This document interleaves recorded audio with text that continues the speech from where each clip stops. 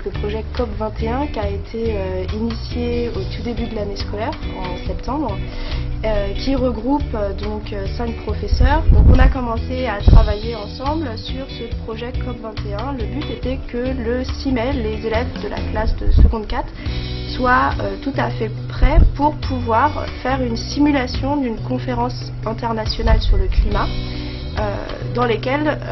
au cours de laquelle seraient regroupés donc 150 lycéens de l'Île-de-France pour pouvoir débattre sur le projet, sur le climat. Déjà quand on est arrivé, on était dans les premiers et le groupe d'ONG il a commencé à mettre des banderoles. Puis après toutes les délégations sont arrivées, donc c'était assez impressionnant de voir autant d'élèves habillés en costume aussi classe et parler de façon diplomate et dire bonjour, je suis la délégation de l'Australie, bonjour, enfin c'était super intéressant. Donc il y avait vachement de monde et toute la journée on a fait des séances plénières, des séances informelles, des négociations quoi. Donc ça s'est terminé comme ça.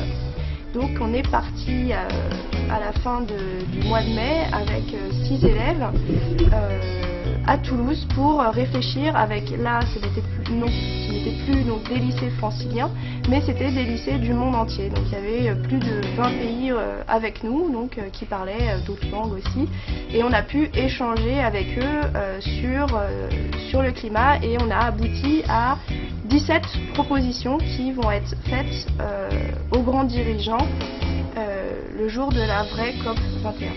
On a rencontré beaucoup de représentants de plusieurs pays. Il y avait des Chinois, des Ukrainiens, des Italiens, des Roumains.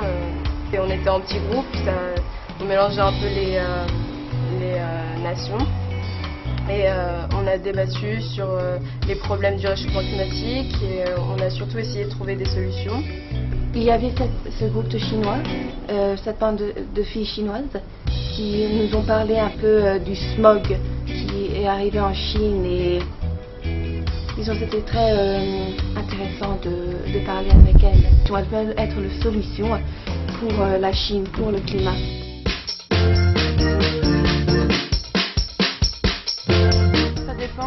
Quels ateliers on va faire, par exemple pour le potager c'est quelques heures le mercredi après-midi, mais c'est pas forcément toutes les semaines parce qu'on est en train de le construire, donc ça dépend du temps, ça dépend du temps qu'ont les profs, du temps qu'ont les élèves. Et non, je trouve pas ça contraignant, c'est plutôt sympa à faire déjà et ça devient presque habituel. Donc en fait il y a beaucoup de travail quelque part, mais il n'est pas quantifiable et il n'est pas non plus pesant. Et par semaine non, c'est même plutôt, si jamais on rapporte toutes les séances, on a peut-être fait à peu près un mercredi après-midi toutes les 2 semaines.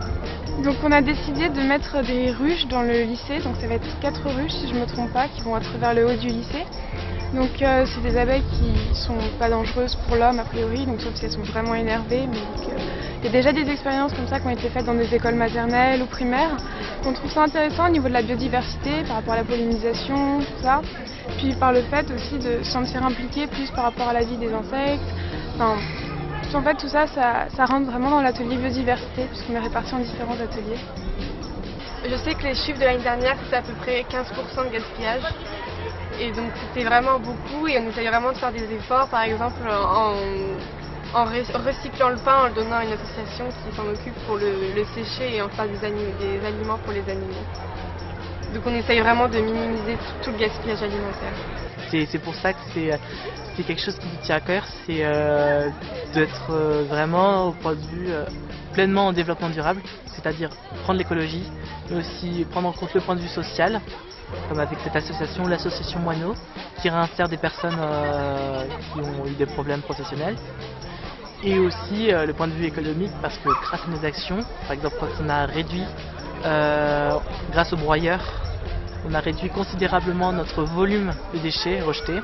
Ça nous a permis de faire en un trimestre une économie de 2 000 €.